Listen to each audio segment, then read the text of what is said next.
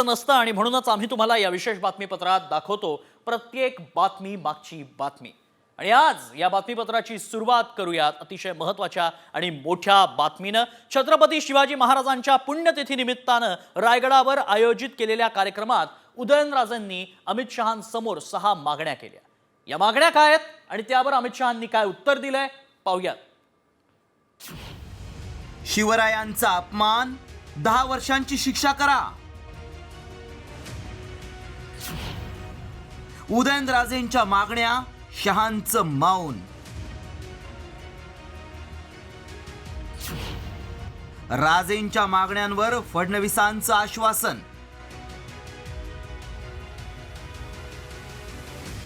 निमित्त छत्रपती शिवाजी महाराजांच्या 345व्या पुण्यतिथीचा कार्यक्रम। या कार्यक्रमासाठी आलेल्या अमित शहांसमोरच छत्रपती शिवरायांचा अवमान करणाऱ्यांना 10 वर्षांच्या शिक्षेची तरतूद करण्याची मागणी उदयनराजेंनी केली आहे। ज्या छत्रपती शिवाजी महाराजांनी स्वतःचं आयुष्यातला प्रत्येक क्षण लोकांसाठी वेचला, त्यांच्या हितासाठी वेचला, आज त्यांचा अवमान केला जातो आणि महाराजांच्या बाबतीत, महाजिजाऊंच्या बाबतीत आणि संभाजी महाराजांच्या बाबतीत एक कायदा करण्यात यावा, तो सुद्धा कॉग्निझेबल, नॉन बेलेबल आणि किमान 10 वर्ष त्याला बेल मिळाली नाही पाहिजे। राज्यात छत्रपती शिवाजी महाराजांचा अवमान करण्याची जणू काही स्पर्धाच लागली आहे। आधी माजी राज्यपाल भगतसिंग कोश्यारी, त्यानंतर राहुल सोलापूरकर, पुढे प्रशांत कोरटकर, ही यादी मोठी आहे। त्यामुळे छत्रपतींचा अवमान रोखण्यासाठी आणि त्यांच्या कार्याचा गौरव करण्याबाबत उदयनराजेंनी अमित शहांसमोर 6 मागण्या मांडल्या। महापुरुषांच्या अवमानावर अजामीनपात्र गुन्ह्यासह 10 वर्षांच्या शिक्षेचा कायदा करा। छत्रपती शिवरायांचा शासनमान्य इतिहास प्रकाशित करा। सिनेमॅटिक लिबर्टीबाबत सेन्सॉर बोर्डाची स्थापना करा। रामायण बुद्ध सर्किट प्रमाणे शिवस्वराज्य सर्किट निर्माण करा। छत्रपती शिवाजी महाराजांचं दिल्लीत स्मारक करावं। राज्यपालांच्या बंगल्याच्या ठिकाणी शिवस्मारक करा। उदयनराजेंनी अमित शहांसमोर मागण्या केल्या खऱ्या, पण या मागण्यांवर अमित शहांनी सपशेल मौन बाळगलंय। तर या कार्यक्रमाला उपस्थित असलेले मुख्यमंत्री देवेंद्र फडणवीस यांनी मात्र मागण्यांच्या पूर्ततेचं आश्वासन दिलंय। आमच्या उदयन महाराजांनी काही मागण्या देखील या ठिकाणी केलेल्या आहेत। महाराजांची आमची चर्चाही झालेली आहे। त्या संदर्भात जी योग्य कारवाई करायची आहे ती तर आम्ही करणारच आहोत, कारण आमचं सगळ्यांचंच मत आहे की महापुरुषांचा अपमान, छत्रपतींचा अपमान करणाऱ्याला तर टकमक टोकावरनच लोटून दिलं पाहिजे। पण आपण लोकशाहीमध्ये आहोत, त्यामुळे लोकशाही अनुरूप या ठिकाणी नियम तयार करण्याचं काम हे आपण निश्चितपणे करू। उदयनराजेंनी याआधीही छत्रपती शिवरायांचा अवमान करणाऱ्यांविरोधात कायदा करण्याची मागणी केली होती। उदयनराजेंनी त्याच मागणीचा रायगडावरून पुनरुच्चार केला। मात्र शहांनी मौन बाळगल्यामुळे उदयनराजेंच्या मागण्या केंद्रीय पातळीवर मान्य केल्या जाणार की त्याकडेही दुर्लक्ष केलं जाणार, याकडे लक्ष लागलंय। सचिन कदमसह ब्युरो रिपोर्ट, साम टीव्ही न्यूज, रायगड। तर अमोल मिटकरींनी यावरून सरकारकडे मागणी केली आहे। पहिला कडेलोट हा कोरटकर आणि राहुल सोलापूरकरचा करा, हीच शिवरायांना खरी आदरांजली ठरेल असं मिटकरींनी म्हटलंय। याबाबत मिटकरींनी काय ट्विट केलंय पाहूया। शिवरायांचा अवमान करणाऱ्यांचा टकमकीवरून कडेलोट करावा असा माझ्या सरकारचा विचार असेल।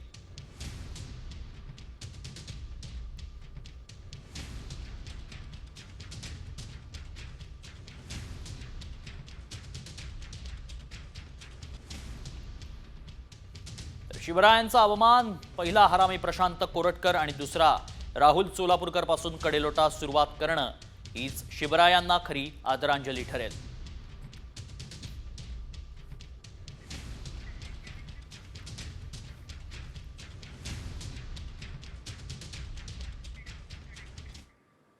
पुढची बातमी। किल्ले रायगडावरील अमित शहांच्या कार्यक्रमाच्या पत्रिकेमध्ये एकनाथ शिंदे, अजित पवारांचं भाषण नव्हतं, मात्र शेवटच्या क्षणी एकनाथ शिंदेंच्या भाषणाचा निर्णय झाल्याचं समोर आलं. भाषणावेळी नावं जाहीर केल्यानंतर मुख्यमंत्री फडणवीसांनीच एकनाथ शिंदेंच्या नावाचा आग्रह धरला. त्यानंतर शिंदेंना भाषणाची संधी देण्यात आली. एकनाथ शिंदेंची नाराजी नको म्हणून मुख्यमंत्र्यांनी आग्रह धरल्याची चर्चा रंगली आहे. शिंदेंचं भाषण झालं असलं तरी अजित पवारांना मात्र संधी मिळालीच नाही. फडणवीसांनी नाव घेतलं आणि त्यानंतर अमित शहांनी नाव घेण्यास भाग पाडल्याचं दिसतंय आणि त्यानंतर मग एकनाथ शिंदे उठले, मग त्यांनी भाषण केलं, हे पाहायला मिळालं.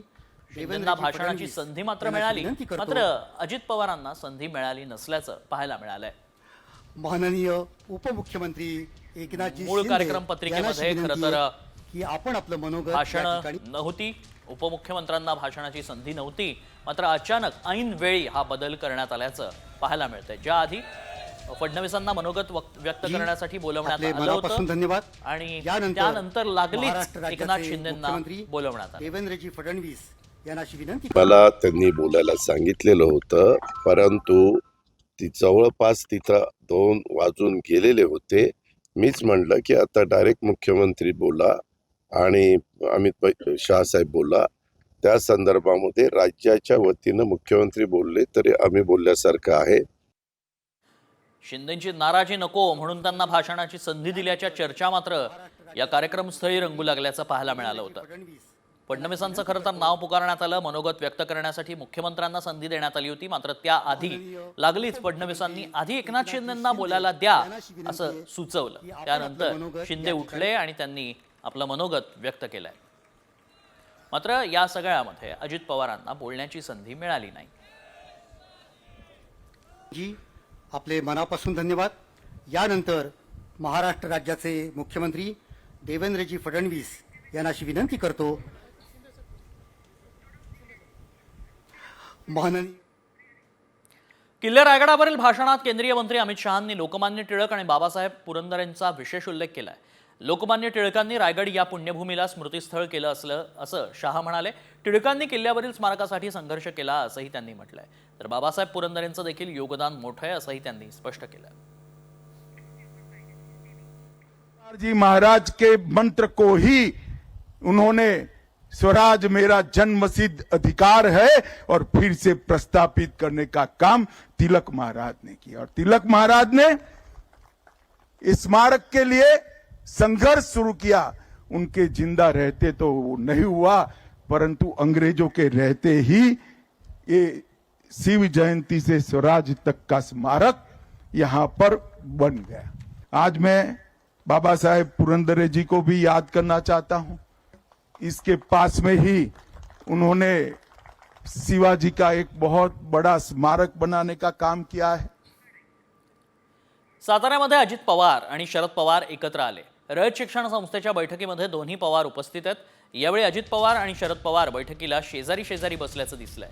बैठकीला दिलीप वळसे पाटील, विश्वजित कदमही उपस्थित आहेत. सकाळी अजित पवार हे अमित शहांसोबत रायगडावर उपस्थित होते आणि आता अजित पवार हे शरद पवारांसोबत बैठकीसाठी उपस्थित आहेत.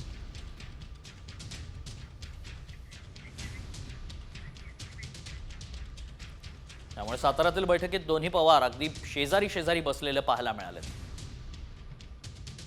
रयत शिक्षण संस्थेच्या बैठकीसाठी दिलीप वळसे पाटीलही उपस्थित होते, विश्वजित कदमही उपस्थित होते. त्यातच शरद पवार आणि अजित पवार मात्र अगदी शेजारी शेजारी बाजूच्याच खुर्चीवर बसल्याचं पाहायला मिळालंय.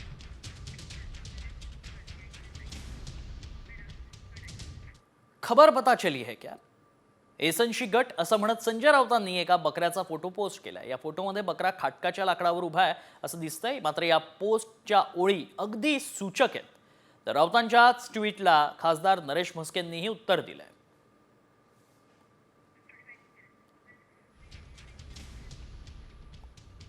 खबर पता चली क्या? एसनशी गट असं ट्विट करण्यात आलं संजय राऊतांकडनं. बोकडाला उद्देशून असं हे ट्विट. तर तुमची अक्कल आणि ताकद दिसली असं ट्विट शिंदे गटाचे खासदार नरेश म्हस्केंकडनं करण्यात आलंय. याबाबत संजय राऊत यांना विचारलं असता त्यांनी त्यांच्या शैलीत प्रतिक्रिया दिली आहे. तसंच राऊतांनी म्हटलं, त्यानंतर म्हस्केंनी राऊतांवरती टीका केली.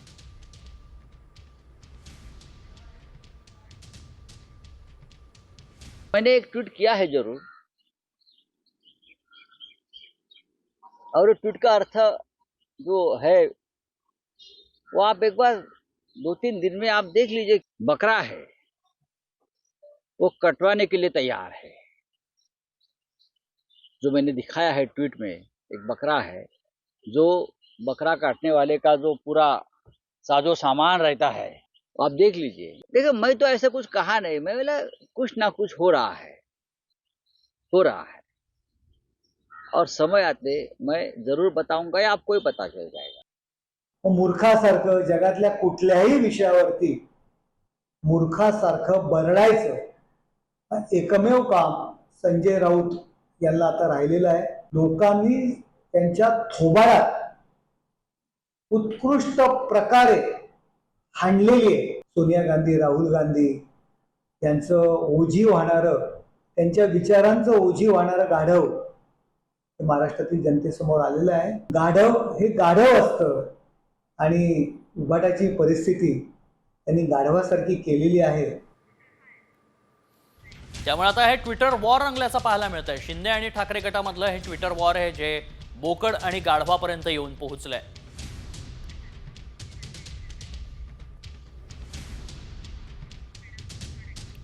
आणि एक सगळ्यात मोठी राजकीय बातमी, राजकीय वर्तुळातनं एकनाथ शिंदेंनी अमित शहांकडे निधी वाटपावरनं खंत व्यक्त केल्याची माहिती सूत्रांकडनं मिळतेय. महायुतीत निधी वाटप समान व्हावं, आमच्या फाईल्स मंजूर होत नसल्याची तक्रार शहांकडे शिंदेंनी केल्याची माहिती आहे. तसंच रायगड नाशिक पालकमंत्री पदाचा तिढा सोडण्याची विनंती केल्याची माहिती सूत्रांनी दिली आहे. मोठी बातमी या क्षणाची आपण पाहतोय. एकनाथ शिंदेंनी खंत व्यक्त केली आहे अमित शहांकडे. शिंदेंनी शहांकडे तक्रार केल्याचं कळत आहे. काय नेमकं म्हणाले शिंदे पाहूयात ग्राफिक्सच्या माध्यमातून. महायुतीत निधी वाटप समान व्हावं, शिवसेनेच्या फाईल्स वेटिंगवर आहे. आमच्या फाईलला लवकर मंजुरी मिळत नाही. शिवसेना मंत्री आमदारांच्या विकास कामात अडथळे. निधी वाटपावरनं एकनाथ शिंदेंची अमित शहांकडे खंत. रायगड नाशिक या जिल्ह्यांच्या पालकमंत्री पदाचा वाद सोडवावा. त्यामुळे आता पुन्हा एकदा शिंदेंनी शहांकडे खंत व्यक्त केल्याचं पाहायला मिळतंय. निधी वाटपावरनं ही खंत व्यक्त केल्याचं कळतंय. अर्थखात्याबाबतही तक्रार करण्यात आली आहे. अर्थखातं अर्थातच अजित पवारांच्याकडे आणि त्यामुळेच पुन्हा एकदा याच अर्थखात्यावरनं मविया सरकारमधनं शिंदे बाहेर पडल्याचं पाहायला मिळालं होतं. याच अजित पवारांमुळे आणि आता पुन्हा एकदा याच अर्थखात्यावरती खापर फोडताना शिंदे दिसताय. अर्थखात्याबाबतच शिंदेंनी नाराजी व्यक्त केली आहे. निधी वाटप समान होत नाही, अनेक फाईल्स अडकून पडल्या आहेत असंही शिंदे म्हणाले. निधीवरूनच नाराजी असल्याचं शिंदेंनी सांगितलं. त्यामुळे पुन्हा एकदा अमित शहांकडे त्यांनी तक्रार केली आहे, खंत व्यक्त केली आहे. नारायण राणेंनी ठाकरेंवर केलेल्या टीकेला वैभव नाईकांनी आता प्रत्युत्तर दिलंय. कोंबड्यांवरून कोणता नेता राज्यात परिचित आहे हे सगळ्यांनाच ठाऊक आहे. ठाकरेंवर टीका करण्याआधी राणेंनी कोकणासाठी काय केलं हे सांगावं असा सवाल नाईकांनी विचारलाय.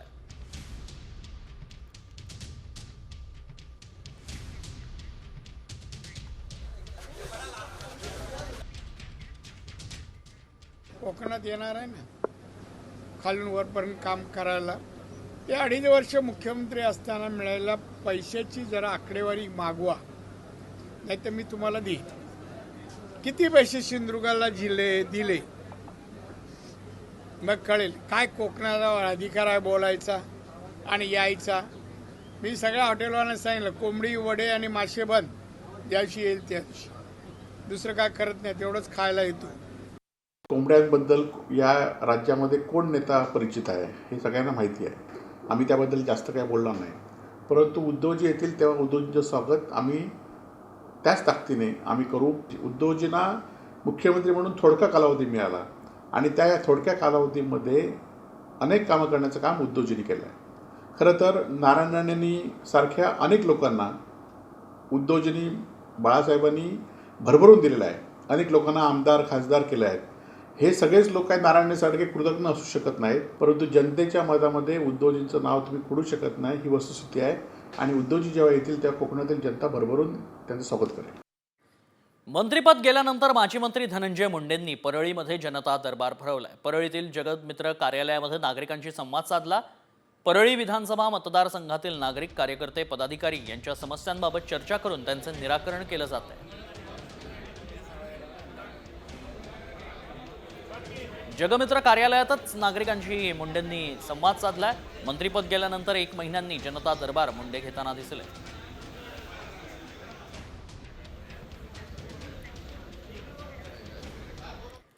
बीडचे सरपंच संतोष देशमुखांची कराड गँगनं क्रूर हत्या केली. त्यांच्या अंगावर तब्बल 150 वार केले होते. ज्या हत्यारांनी वार केले होते त्याचा परीक्षण अहवाल समोर आलाय. त्यात काय म्हणण्यात आलंय पाहूया. मारहाणीत देशमुखांवर 150 वार. कराड गँगनं बनवली खास हत्यारं. हत्यारांचा परीक्षण अहवाल सामच्या हाती. बीडमधील मस्साजोगचे सरपंच संतोष देशमुख हत्या प्रकरणी खटला सुरू झाल्यानंतर धक्कादायक माहिती समोर येतेय. देशमुखांना मारहाण करण्यासाठी वापरलेल्या 4 हत्यांचा परीक्षण अहवाल समोर आलाय. वाल्मिक कराड गँगनं देशमुखांना मारण्यासाठी हत्यारं बनवली होती. यामध्ये गॅस पाईप, पाईपचा चाबूक, बांबूची काठी, लोखंडी पाईपचा समावेश आहे. या हत्यारांनी क्रूरपणे केलेल्या मारहाणीत त्यांचा मृत्यू झाला.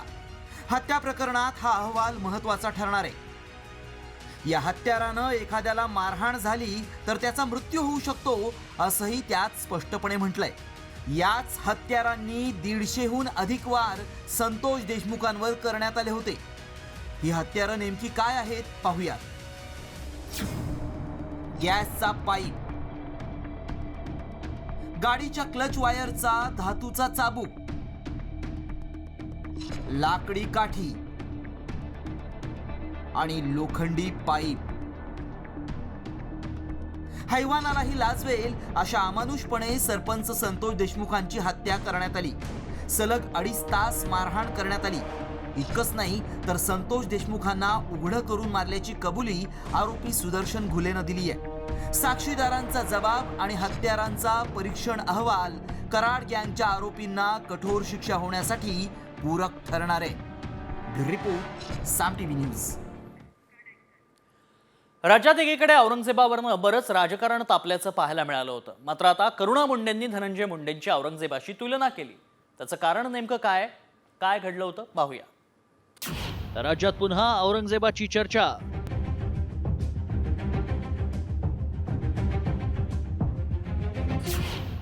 मुंड्यानं गँग औरंगजेबापेक्षाही क्रूर.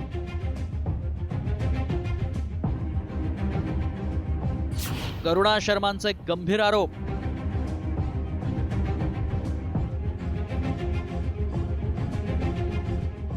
काही दिवसांपासून राज्यात औरंगजेब, कबर आणि त्यावरून होणाऱ्या वादांमुळे राज्याचं वातावरण गढूळ झालं होतं. मात्र आता पुन्हा राज्यातील बड्या नेत्याची तुलना थेट औरंगजेबाशी करण्यात आली आहे. करुणा शर्मांनी धनंजय मुंडेंवर कठोर शब्दात टीका करत मुंडे हे औरंगजेबापेक्षाही क्रूर वृत्तीचे असल्याचं म्हटलंय. औरंगजेबानं आपल्या बायका पोरांचे कधीही हाल केले नाहीत असं म्हणत करुणा मुंडेंनी गंभीर आरोप केले. अरे औरंगजेबापेक्षा जास्त क्रूर लोक आहे हे. स्वतःची बायकोला जेलमध्ये नाही टाकलं होता, स्वतःच्या मुलाबाळांना रोडवरती नाही सोडलं होतं. असं घाण कृत्य जे स्वतःची बायकोसोबत करताय आणि आज रोडवरती आणण्याचं काम स्वतःची बायकोला तुम्ही करताय, असं घाण काम त्यांनी नाही केला होता. आणि औरंगजेबापेक्षा जास्त क्रूर वृत्तीचे लोक आहे हे. आणि आमदार मंत्रिपद तो सोडा, समाजमध्ये राहण्यासाठी लायक नाही आहे. दरम्यान राष्ट्रवादीचे नेते आणि माजी मंत्री धनंजय मुंडे आणि करुणा शर्मा यांच्याबाबतच्या खटल्यात महिना 2 लाख रुपये पोटगी देण्याचा निर्णय मुंबईतील माझगाव न्यायालयानं कायम ठेवलाय. न्यायालयानं काय म्हटलंय पाहूया. करुणा मुंडे आणि धनंजय मुंडेंमधील संबंध लग्नासारखे. 2 मुलांना जन्म देणं एकाच घरात राहिल्याशिवाय शक्य नाही. करुणा मुंडे कायद्याअंतर्गत दिलासा मिळवण्यास पात्र. करुणा आणि त्यांच्या मुलांनाही नेत्यासारखी जीवनशैली मिळायला हवी. करुणा शर्मांच्या या गंभीर आरोपांनी खळबळ माजली आहे. दुसरीकडे येत्या काळात आणखी गोष्टी बाहेर काढणार असल्याचं करुणा म्हणतात.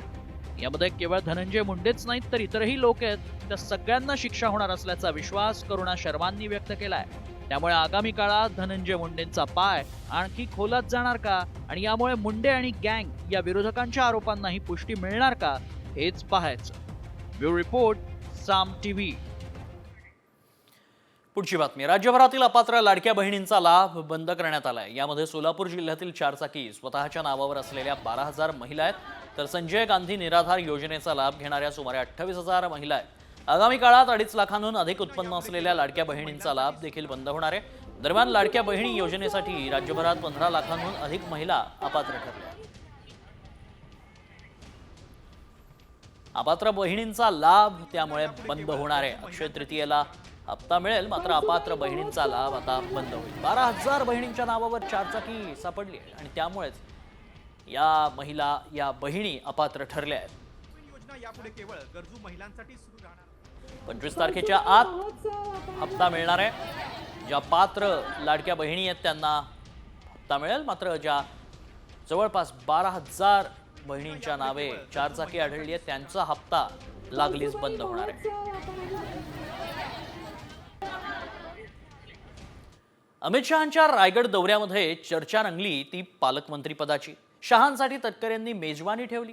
यावेळी नेमकी काय चर्चा झाली आणि पालकमंत्रीपदाचा तिढा सुटला का, पाहूया. रायगडच्या पालकमंत्री पदाचा तिढा सुटणार?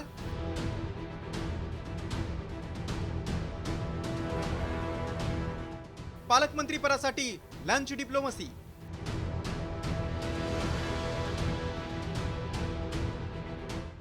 तटकरेंच्या स्नेहभोजनाकडे गोगावलेंची पाठ.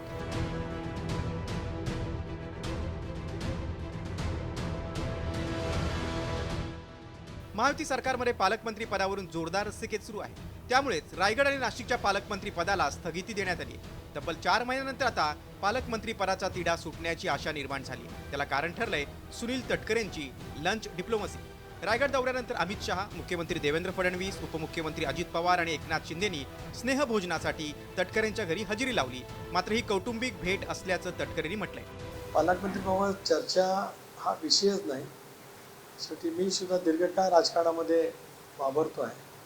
अशा वेळेला आपल्या विनंतीला मान देऊन ज्यावेळेला केंद्रीय गृहमंत्री येतात त्यावेळेला त्यांचं स्वागत करणं, त्यांच्या समेत आलेल्या सर्व नेत्यांचं स्वागत करणं हे माझं कर्तव्य आहे. ही काय राजकीय भेट नाही, ही एक कौटुंबिक भेट आहे. आणि पक्षाच्या पलीकडे जाऊन कौटुंबिक स्नेह कसा असू शकतो, कसे विचार असू शकतात, हे आज अमितभाईंच्या भेटीने या ठिकाणी दाखवलं. सरकारनं जाहीर केलेल्या यादीत रायगडचं पालकमंत्रीपद आदिती तटकरेंना तर नाशिकचं पालकमंत्रीपद गिरीश महाजनांना देण्यात आलं होतं. मात्र त्यावर शिंदे गटानं आक्षेप घेतल्यानंतर अवघ्या 24 तासात रायगडच्या पालकमंत्री पदाला स्थगिती देण्यात आली. त्यानंतर शिंदे गट विरुद्ध अजित पवारांची राष्ट्रवादी यांच्यात चांगलीच खडाजंगी रंगली होती. एवढंच नाही तर अमित शहांच्या दौऱ्यापूर्वी शिंदे गटानं उठाव करण्याची भाषा केली. रायगडला जेव्हा जाग येते तेव्हा रायगडमधून उठाव होतो आणि मग परिवर्तन होतं. हे देशाने किंवा राज्यांनी बघितलेलं आहे. त्याची पुनर्ती होऊ नये म्हणून वरिष्ठ नेतेगण या संदर्भात योग्य निर्णय घेतील आणि म्हणून आम्ही वेट अँड वॉचच्या भूमिकेत निश्चित आहोत. असं असलं तरी रायगडच्या कार्यक्रमानंतर अमित शहांनी तटकरेंच्या घरी स्नेहभोजनाला जाणं पसंत केलं. स्नेहभोजन करता करता अमित शहांनी पालकमंत्री पदाचा तिढा सोडवला अशी चर्चा आता रंगली. आता ही शहांचा कौल तटकरेंच्या बाजूने असणार की भरत गोगावलेंच्या, हे पाहणं महत्त्वाचं आहे. गणेश कवडेसह ब्युरो रिपोर्ट, साम टीव्ही न्यूज, रायगड. दरम्यान सुनील तटकरेंच्या घरी स्नेहभोजनाला मंत्री भरत गोगावले यांनी दांडी मारली आहे. मात्र यावर त्यांनी स्पष्टीकरणही दिलं. हेलिकॉप्टरमध्ये जागा नसल्यानं जाता आलं नाही असं स्पष्टीकरण गोगावलेंनी दिलंय. निमंत्रण दिलं होतं त्याबद्दल दुमत असण्याचं कारण नाही आहे. परंतु ज्या वेळेला आम्ही गडावरनं खाली उतरत होतो त्यावेळेला अमितभाई आणि त्यांचा पूर्ण ताफा आणि ते सगळे त्या एका ह्याच्यामध्ये रोपेमध्ये बसून ट्रॉलीमध्ये खाली आले. आम्हाला त्या ट्रॉलीमध्ये जागा नव्हती. सगळे आम्ही मंडळी मागच्या रोपेला थांबलो होतो. आम्ही उतरायच्या अगोदरच त्यांचा ताफा पुढे निघून गेला होता. गाडीने जाईपर्यंत त्यांचं तिथलं ते खानपान जेवणपान होतं ते संपणार होतं आणि म्हणून करता तिथली पण व्यवस्था आम्हाला रायगडची बघावी लागते. त्यामुळे मला जाता नाही आलं.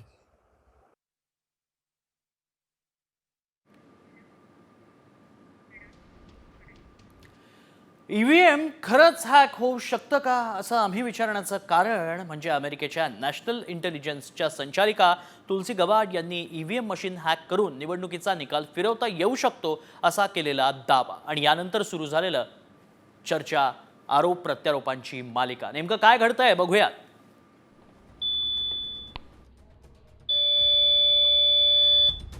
लोकसभा विधानसभा निवडणुका असोत वा अगदी पालिकेच्या निवडणुका असोत, निकालानंतर देशात गल्लीपासून दिल्लीपर्यंत ईव्हीएम घोटाळ्याचा आरोप राजकीय पक्षांकडून होतोच. मात्र अशातच ईव्हीएम हॅक करता येतं आणि निवडणुकीचा निकालही फिरवता येतो याचे पुरावे हाती लागलेत, असा खळबळजनक दावा अमेरिकेच्याच गुप्तचर विभागाच्या प्रमुख तुलसी गबार्ड यांनी केलाय. त्यामुळे भारतात काँग्रेससह विरोधकांच्या आरोपांना पुन्हा धार चढली आहे. अमेरिकेतच नाही तर इतर अनेक युरोपियन आणि जगभरामधल्या अनेक देशांमध्ये जे प्रगत देश आहे त्या देशांमध्ये देखील ईव्हीएमच्या संदर्भामध्ये गंभीर स्वरूपाचे काही संशय आणि काही तथ्य हे त्यांच्या हाती लागलेले आहेत. मात्र निवडणूक आयोग अजिबात कुठल्याच विषयावर बोलत नाही. किंबहुना असे मुद्दे आल्यानंतर किंवा काँग्रेसच्या वतीनं जो अनुभव आहे गतकाळातला की ईव्हीएम असेल, मतदार याद्या असेल, या संदर्भामध्ये आमचं शिष्टमंडळ वारंवार निवडणूक आयोगाला भेटतं आहे.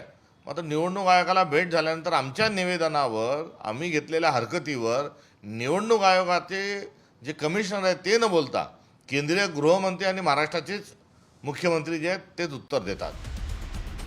ईव्हीएमवर टेस्लाचे प्रमुख एलन मस्क यांनीही आक्षेप घेतला होता. तर गबार्ड यांनीही मतदारांना निवडणुकीच्या पारदर्शकतेवर विश्वास ठेवण्यासाठी संपूर्ण अमेरिकेत बॅलेट पेपरवर निवडणुका घेण्याची मागणी केली. त्यामुळे भारतातील ईव्हीएमवर शंका उपस्थित केली जाते. यावरच आता निवडणूक आयोगानंही स्पष्टीकरण दिलंय. भारतातील ईव्हीएम इतर देशांपेक्षा वेगळं आहे. आतापर्यंत 5 कोटी व्हीव्हीपॅटची तपासणी करण्यात आली आहे. अमेरिकेप्रमाणे भारताच्या ईव्हीएम मध्ये ऑपरेटिंग सिस्टम नाही. भारतीय ईव्हीएम पूर्णपणे ऑफलाईन आहे. अमेरिकन मशीन्स इंटरनेटशी जोडलेले आहेत. भारतीय ईव्हीएम प्रोग्राम केल्यानंतर बदल अशक्य असतात. अमेरिकन यंत्रात बदल शक्य आहेत. भारतात ईव्हीएम बटन दाबल्यानंतर व्हीव्हीपॅट स्लिप बाहेर येते. अमेरिकन यंत्रात हे घडत नाही. अमेरिकेच्या गुप्तचर विभागानं ईव्हीएमची पोलखोल केली. मात्र निवडणूक आयोगानं भारतीय ईव्हीएम वेगळं असल्याचं ठासून सांगितलं.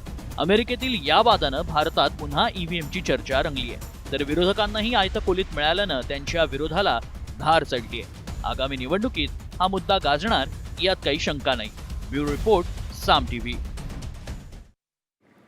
त्यामुळे पुन्हा एकदा ईव्हीएमवरनं रणकंदन सुरू होणार, आरोप प्रत्यारोप सुरू होताना पाहायला मिळू शकतात. पुढची बातमी एक वेगळी बातमी आहे. कारण गर्लफ्रेंडला चक्क सूटकेसमध्ये लपवून पठ्ठ्या बॉईज हॉस्टेलमध्ये पोहोचला होता. मात्र ती ओरडली आणि सगळं पितळ उघडं पडलं. झालं असं की सुटकेसमधून गर्लफ्रेंडला नेत असताना धक्का लागला आणि ती ओरडली. दरम्यान मुलीचा आवाज ऐकून सुरक्षा रक्षकांनी तरुणाला अडवलं. त्यानंतर सुटकेसची तपासणी झाली. सुटकेस उघडल्यानंतर सर्वांनाच धक्का बसला. त्यात मुलगी होती. हा व्हिडिओ जिंदाल युनिव्हर्सिटीतला असल्याचा दावा केला जातोय.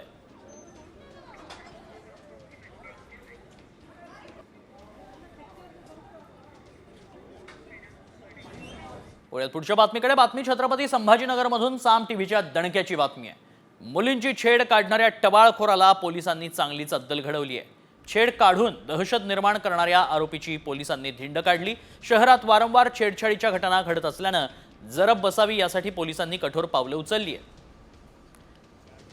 दरम्यान आपण नशेत हे कृत्य केल्याचा दावा आरोपीनं केलाय. मला सांग, तू हे असं का केलं? नशात होतो मी, ड्रिंक केलेली होती, मला काय कळालं नाही सर. किती दिवसापासून करतो हे सगळं? ते आधीच पहिलीच वेळेस झालं, माझ्या पहिल्याच वेळेस झालं. आणि मग तुझ्याबरोबर कोण कोण होते? कोणीच नव्हतं. असं कसं शक्य? तुम गाडी मागे कोणतरी मित्र असतील ना? नाही, कोणीच नव्हतं. बरं. या परिसरामध्ये तू किती दिवसापासून फिरतो? एकच दिवस आलो त्या दिवशीच. हां, याच्यानंतर इतकं धाडस कसं शक्य? आलो सहज इकडून. दारू केला होता का? ड्रिंक केलं. हां. बातमी तळपायाची आग मस्तकात जाणारी. कारण सिंहगडावर मराठी किंवा भारतीय भाषा समजत नसलेल्या परदेशी पर्यटकाला महाराष्ट्रातील काही तरुणांनी शिवीगाळ करायला लावलाय. त्याचाच एक दुर्दैवी व्हिडिओ समोर येतोय. महाराष्ट्राच्या अस्मितेला कलंक लावण्याचं काम करणाऱ्या या तरुणांविषयी आता संताप व्यक्त केला जातोय। या तरुणांना शोधा आणि त्यांना शिक्षा करा अशी मागणी आता समाजातनं होतीये। हा पर्यटक न्यूझीलंडहून पुण्यातील सिंहगड किल्ल्यावरती आला होता। तिथं तरुणांच्या टोळक्यानं परदेशी पर्यटकाला काही अश्लील मराठी शब्द सांगितले आणि त्या भाषेत बोलण्यास सांगितलं। सुरुवातीला त्यांच्या सांगण्यावरनं त्यानं नकळत शिवीगाळ केलीही, मात्र आपण काहीतरी चुकीचं बोलतोय याची जाणीव त्या पर्यटकाला झाली। त्यामुळेच आता हा सगळा व्हिडिओ जेव्हा व्हायरल झाला तेव्हा समाज माध्यमांवर या तरुणांना शिक्षा करण्याची मागणी होतीये।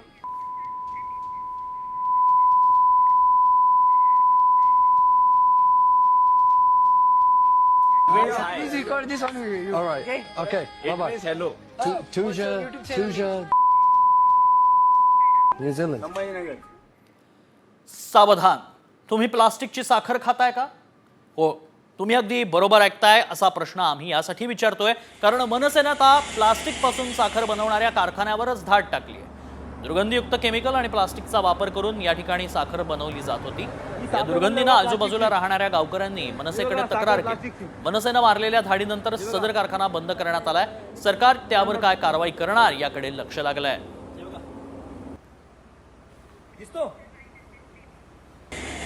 गेल्यानं समजलं आम्हाला त्या प्लास्टिकमधून बारीक बारीक दाणे साखरेचे निर्माण होत होते आणि जेव्हा कंपनी चालू असताना भरपूर सारा वास, भयंकर वास होता।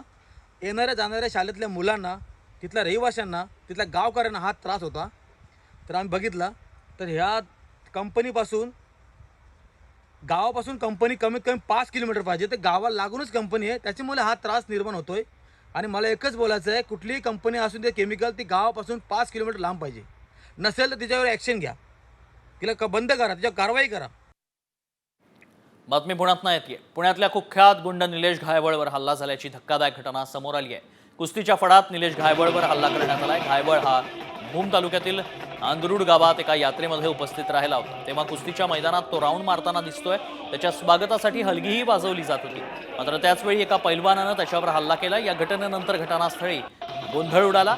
घायवळवर हल्ला केल्याचा हा व्हिडिओ सोशल मीडियात व्हायरल होतोय।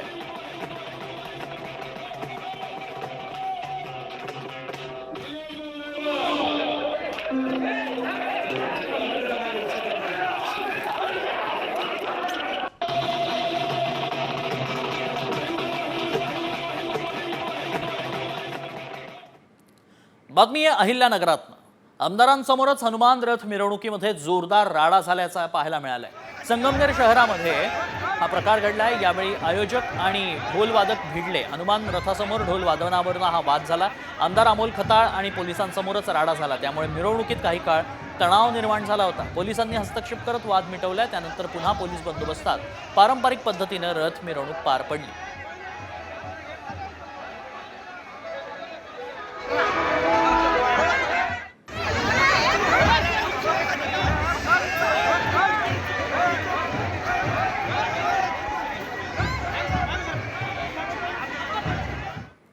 आणि आताच्या क्षणाची अत्यंत महत्त्वाची आणि मोठी बातमी, कारण जगभरात व्हॉट्सॲपचे सर्व्हर डाऊन झालेत।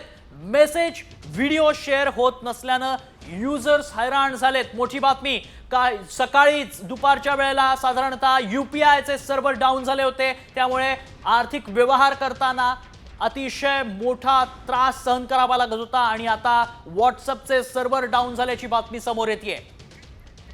अधिक माहिती जाणून घेऊ, आमचे प्रतिनिधी प्रमोद उगले सध्या संपर्कात आहेत। प्रमोद, व्हॉट्सॲप डाऊन झालंय, काय अधिक माहिती आहे? नक्कीच तन्मय, गेल्या काही वेळापासून जगभरात व्हॉट्सॲपचं सर्व्हर डाऊन झालंय। पर्सनल मेसेजिंगची सेवा ही पुरवत आहे, परंतु ग्रुपवर मेसेज करायला आणि स्टेटस अपलोड करायला ही अनेक वापरकर्त्यांना खूप मोठ्या प्रमाणात त्यांची गैरसोय होते। त्यांना प्रॉब्लेम्स येत आहेत मेसेज करताना किंवा स्टेटस अपलोड करताना। कधीपर्यंत ही सिस्टीम रिकवर होईल, त्याबाबत काही व्हॉट्सॲपकडनं किंवा मेटाकडनं काही माहिती देण्यात आली आहे? प्रमोद, मेटाकडनं अजून अधिकृतरित्या कोणतीही माहिती देण्यात आली नाही, परंतु ही जी सेवा आहे ही गेल्या तासाभरापासून बंद असल्याचं समोर येतंय। तन्मय, धन्यवाद प्रमोद, आपण दिलेल्या सगळ्या सविस्तर माहितीसाठी। युजर्स आता हैराण झालेत, व्हॉट्सॲपचे सर्व्हर डाऊन झालेत, मात्र मेटाकडनं अद्याप कोणतीही अधिकृत माहिती देण्यात आलेली नाही। त्यामुळे सर्वसामान्य नागरिकांपासून सगळ्यांनाच व्हॉट्सॲप बंद झाल्यानं त्रास सहन करावा लागतोय. UPI सिस्टीम सकाळी डाऊन झाली होती आणि आता व्हॉट्सअपचे सर्व्हर देखील डाऊन झाले. पुढच्या बातमीकडे वळूयात. बातमी मुंबईतनं येते. मुंबईच्या घाटकोपरमध्ये कबड्डी स्पर्धेत जोरदार राडा झाल्याचं पाहायला मिळतंय. आमदार चषक रणसंग्राम स्पर्धेमध्ये 2 गट आपापसात भिडले आणि एकमेकांवर खुर्च्या मारण्यात आल्या, फेकण्यात आल्या. स्पर्धेच्या तिसऱ्या दिवशी 2 गटात हाणामारी झाल्याचं पाहायला मिळतंय.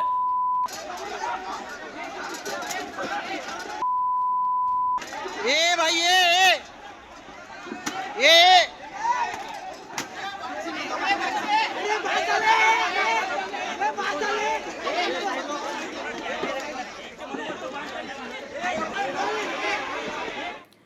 पुढची बातमी. अमित शहांच्या महाराष्ट्र दौऱ्याच्या पार्श्वभूमीवर राऊतांनी शिंदेंना पुन्हा एकदा डिवचलं.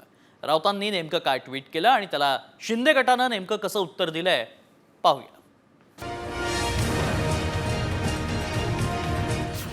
शहांच्या दौऱ्यापूर्वी शिंदेंना डिवचलं.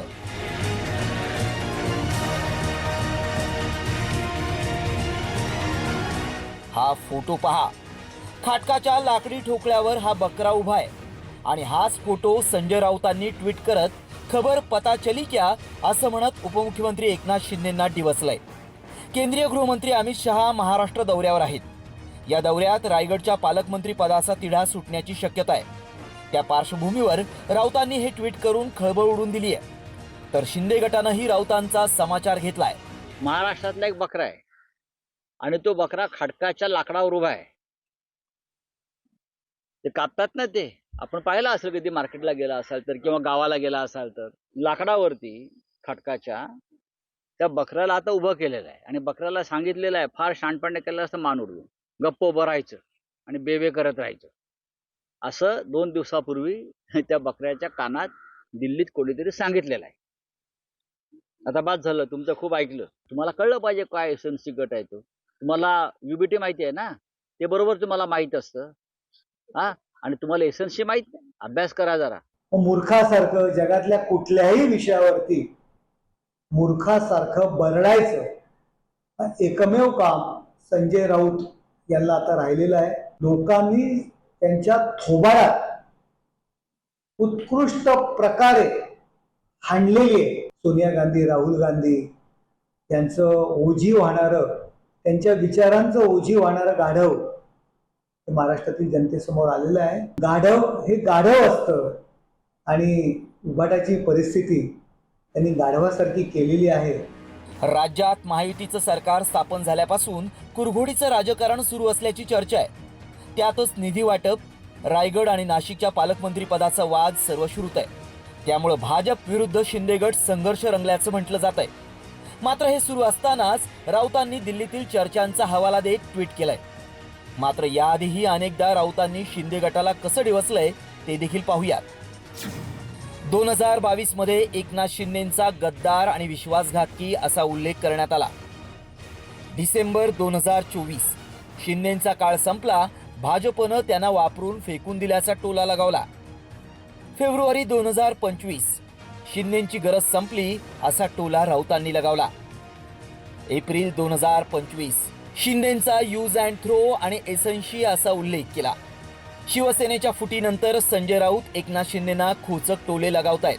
त्यातच राऊतांनी दिल्लीतल्या चर्चांचा हवाला देत शिंदेंना डिवचलाय. तर रायगडच्या पालकमंत्री पदाचा तिढा कायम असताना शहांसाठी तटकरेंच्या घरी मेजवानीचं आयोजन करण्यात आलंय. त्यामुळे तटकरेंच्या घरची लंच डिप्लोमसी म्हणजे शिंदेंना इशारा आहे का, असा सवाल राऊतांच्या ट्विटमधून उपस्थित होतोय. ब्युरो रिपोर्ट, साम टीव्ही न्यूज. पुढची बातमी. खासदार संजय राऊतांनी काँग्रेस नेत्यांना सल्ला दिलाय. हुकुमशाही विरुद्ध लढण्यासाठी एकत्र येणं गरजेचं आहे. त्यामुळे काँग्रेसनं आघाडीतील मित्रपक्षांशी संवाद ठेवावा असं राऊत म्हणाले. तर तो काँग्रेस पक्षाचा मेळावा होता, आघाडीचा नव्हे असं उत्तर विजय वडेट्टीवारांनी दिलंय.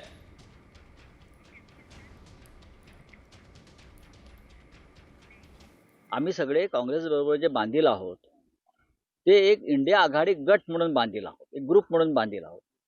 आणि जर हुकुमशाहीशी लढायचं असेल तर काँग्रेसनं त्याचा पुढाकार घेतला पाहिजे आणि सगळे जे सदस्य आहेत इंडिया आघाडीचे त्यांच्याशी वारंवार संवाद ठेवला पाहिजे, जो संवाद आज कमी झालेला आहे. ठीक आहे, तो एक विषय आहेच, त्याच्यावरती आम्ही वारंवार बोललेलो आहोत. आणि त्या संदर्भात आगामी सगळ्या राजकीय घडामोडीत आम्ही एकत्र बसून चर्चा करू. तो पक्षाचा कार्यक्रम होता, तो काही महाविकास आघाडीचा कार्यक्रम होता, आमच्या पक्षाचा मेळावा होता आणि त्या पक्षाच्या मेळाव्यामध्ये पक्षाचीच निर्णय होणार. तो काही महाविकास आघाडीचा मेळावा नव्हता. एवढं थोडी सामन्याने लक्षात घ्यायला पाहिजे होते. मी त्यांच्यावर काही त्या संदर्भात टीका करणार नाही, पण त्यांच्या मनात काय आहे सामना लेखकाच्या संपादकांच्या, मी आज काही अंदाज घेऊ शकत नाही. आणि आता शिक्षण विभागात खळबळ उडवून देणारी बातमी. कारण नागपूर जिल्ह्यातील बनावट शिक्षक नियुक्ती प्रकरणात पोलिसांनी मोठी कारवाई केली आहे. विभागीय शिक्षण उपसंचालक उल्हास नरड यांना गडचिरोलीत अटक झाली आहे. त्यांच्यावरती बोगस कागदपत्रांच्या आधारावर मुख्याध्यापक पदास मंजुरी दिल्याचा आरोप आहे. या प्रकरणात मुख्याध्यापक पराग पुडके यालाही ताब्यात घेण्यात आलंय.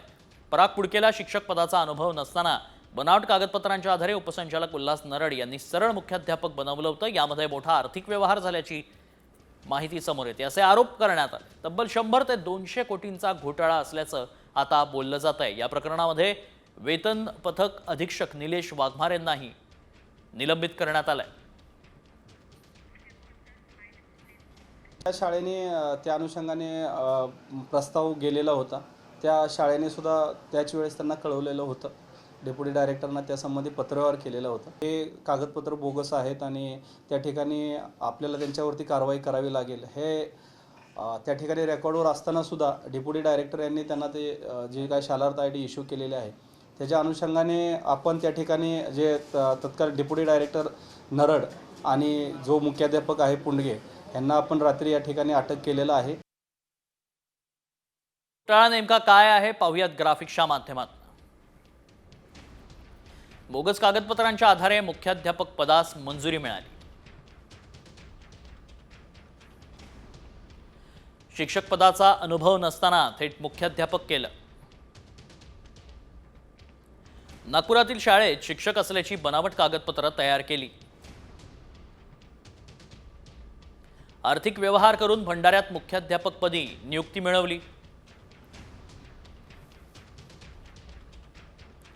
जिल्हा परिषदेच्या शिक्षण विभागातील अधिकारी वेतन पथक अधीक्षकांचा या घोटाळ्यामध्ये सहभाग आहे.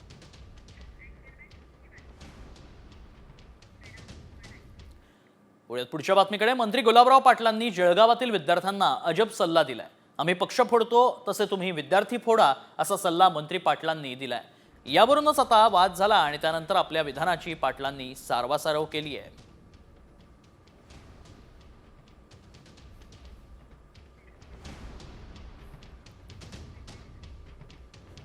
जी जिल्हा परिषदची शाळा जळगाव ग्रामीण मतदारसंघाची जास्तीत जास्त विद्यार्थी फोडून आणि पक्ष फोडी, त्याला आमदार फंडातून त्या शाळेला मी 10 लाख रुपये दिले. पोरं फोडा. जे इंग्लिश मीडियमचे पोरं फोडतात या मास्तरांनी आजपासून तयारी करायची. मी विनोदाने बोललो. जसं आम्ही पक्षाचे काही कार्यकर्ते एकामेकाच्या पक्षामध्ये घेण्याचा प्रयत्न करत असतो तसं शिक्षकांनी हे करावं. त्याच्यामध्ये असा काही चुकीचा भाव नव्हता. पटसंख्या कशी वाढेल याच्याकरता एक सांगण्याचा एक विनोदाचा भाग होता. पुढची बातमी. राज्यभरात अनेक मोठ्या मंदिरांमध्ये ड्रेस कोडचा नियम लागू करण्यात आला आहे आणि आता यात मंदिराच्या यादीत अष्टविनायकाचीही भर पडली आहे. अष्टविनायक गणपतींपैकी मोरगावचा मोरेश्वर, थेऊरचा चिंतामणी, सिद्धटेकचा सिद्धिविनायक यासह चिंचवडचा मोरया गोसावी संजीवन मंदिर आणि खार नारंगी या मंदिरातील दर्शनासाठी पोशाखाची नियमावली जाहीर करण्यात आली आहे. मात्र ही सक्ती नाही, तर मंदिराचं पावित्र्य राखण्यासाठी तोकडे कपडे परिधान करून दर्शनासाठी न येण्याची विनंती मंदिराच्या ट्रस्टकडून करण्यात आली आहे. पुरुषांसाठी पारंपरिक आणि सभ्य पोशाख, शर्ट, टी शर्ट, पूर्ण पॅन्ट, धोतर, कुर्ता, पायजमा, साडी, सलवार कमीज, पंजाबी ड्रेस, पारंपरिक पोशाख. मंदिराच्या पावित्र्यास अनुकूल आदरयुक्त वस्त्र.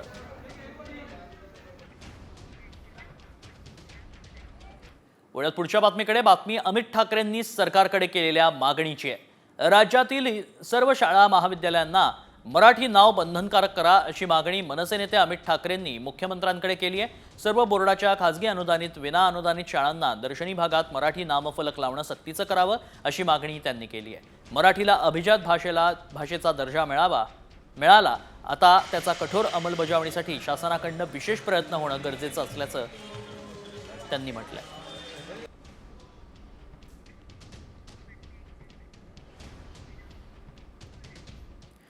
मुंबईकरांवर पाणीबाणीची वेळ आली आहे, कारण टँकर संपावर दुसऱ्या दिवशीही तोडगा काही निघालेलाच नाही। मुंबईत वॉटर टँकर असोसिएशनच्या बेमुदत संपाचा फटका महानगरातील अनेक गृहनिर्माण सोसायट्या, ऑफिसेस आणि शॉपिंग मॉल्सना बसलाय। टँकर संपावर दुसऱ्या दिवशीही तोडगा निघालेला नाही आणि त्याचा थेट फटका मुंबईकरांना बसतोय।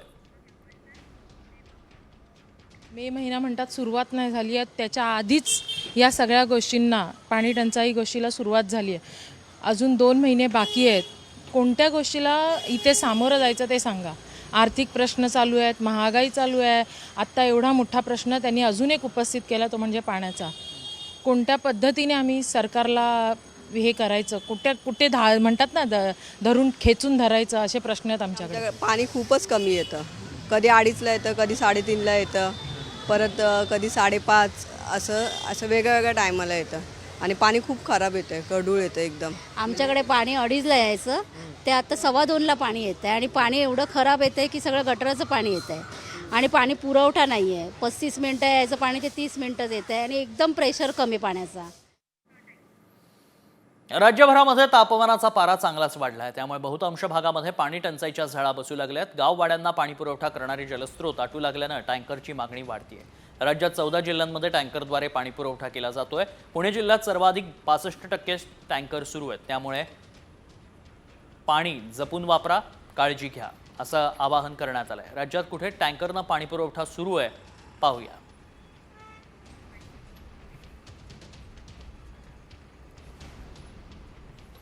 दिवसेंदिवस पाण्याची एवढी समस्या चालू आहे, पाण्याची एवढी काटकसर करावी लागणार आहे आणि करावी लागते। आता दिवसातनं कमीत कमी 3 टँकर, दिवसातनं 3 टँकर 1200 रुपयाला एक टँकरची किंमत आहे। रोज आम्हाला 3600 रुपयाचं पाणी लागते। तर देशभरात आज हनुमान जयंतीचा उत्साह पाहायला मिळाला आहे। नाशिकच्या अंजनेरीमध्ये हनुमानाचा जन्म झाल्याची आख्यायिका आहे आणि त्यामुळे अंजनेरीत भाविकांनी गर्दी केली। पवनसूत हनुमान की जयच्या जयघोषांनी संपूर्ण परिसर भक्तिरसात न्हाऊन निघाला होता। रत्नागिरीजवळच्या पेठ किल्ला इथं हनुमान जन्मोत्सव साजरा झाला। अयोध्येतल्या हनुमानगढीतही पूजेसाठी भाविकांनी मोठी गर्दी केली। मिनी गिरणगाव अशी ओळख असलेल्या गोरेगावच्या गोकुळधाममध्ये हनुमान जयंती उत्साहात साजरी करण्यात येते। तर दादर रेल्वे स्टेशन बाहेरच्या हनुमान मंदिरात भाविक मोठ्या प्रमाणात दर्शन घेण्यासाठी गर्दी करत आहेत।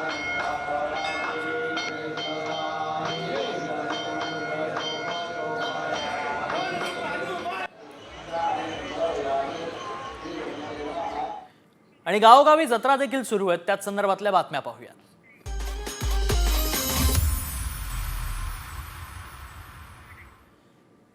दख्खनचा राजा श्री ज्योतिबा देवाच्या चैत्र यात्रेचा आजचा मुख्य दिवस, त्यानिमित्तानं चांग भलचा गजर दुमदुमणार आहे।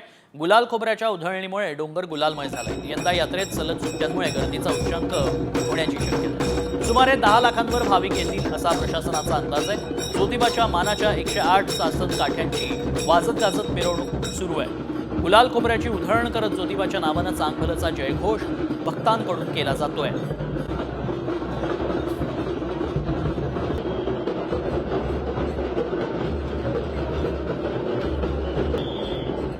सोनं प्रतितोळा 55,000 मिळणार आहे।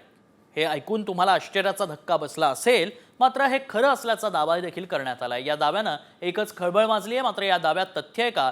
खरंच सोनं 55,000 प्रतितोळा होणार आहे का याची आम्ही पडताळणी केली, तेव्हा काय सत्य समोर आलं पाहूया। और सोना जो आज 1 लाख होने वाला है 10 ग्राम भारत के अनुसार, वो आने वाले वक्त में 55,000 रुपया पर आ सकता है। जी हाँ, उन लोगों ने यही मॉर्निंग स्टार ने यही अनुमान लगाया है। कुछ फैक्टर्स वो बता रहे हैं, उनके अपने रिसर्च है, वो ये कह रहे हैं कि आने वाले वक्त में डाउन होगा सोना का प्राइस, गोल्ड नीचे जाएगा। ऐकलं, सोनं आता 55,000 येणार आहे। 90,000 पार झालेलं सोनं आता 55 ते 56 हजारांवर येणार असल्याचा दावा करण्यात आलाय. या दाव्यामुळं आता ग्राहकांमध्ये प्रचंड खळबळ उडाली आहे. खरंच सोनं गडगडणार आहे का? सोनं उतरणार असेल तर आपल्याकडील सोनं विकावं की तसंच ठेवावं असा संभ्रम निर्माण झालाय. पैसे तयार ठेवा, सोनं स्वस्त होणार.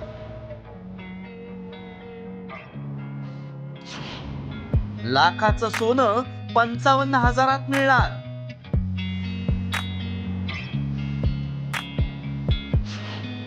व्हायरल व्हिडिओ मागचं सत्य काय?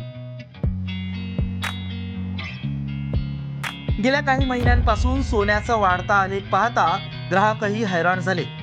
कारण सोन्याचा दरच इतका वाढतोय, त्यामुळे सोनं सामान्यांना परवडेनासं झालंय. मात्र आता सगळ्यांना सोनं घेणं शक्य होणार आहे.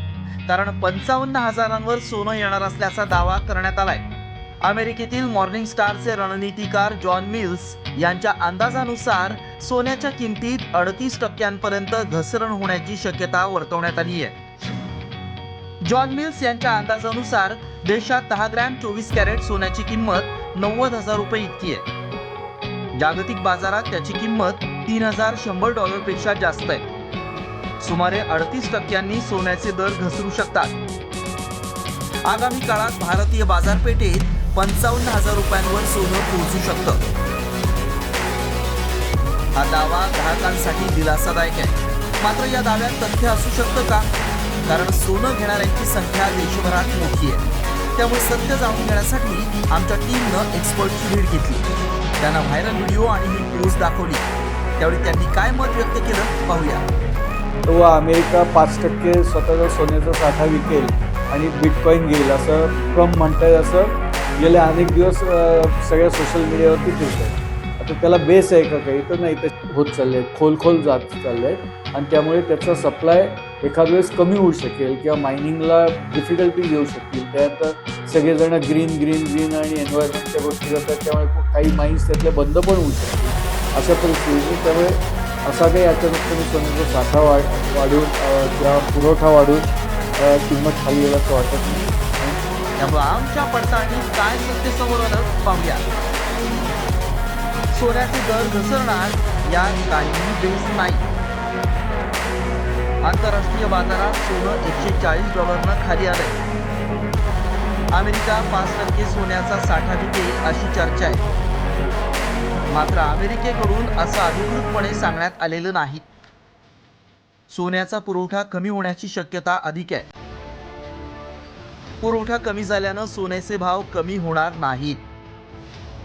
अमेरिकेनं सुरू केलेलं ट्रेड वॉर आणि आंतरराष्ट्रीय स्तरावरील युद्धाची परिस्थिती यामुळे देखील सोन्याचे दर वाढतीलच. मात्र ते कमी होणार नाहीत असं तज्ज्ञांचं मत आहे. त्यामुळे आमच्या पडताळणीत सोनं 55 हजारांवर येणार असल्याचं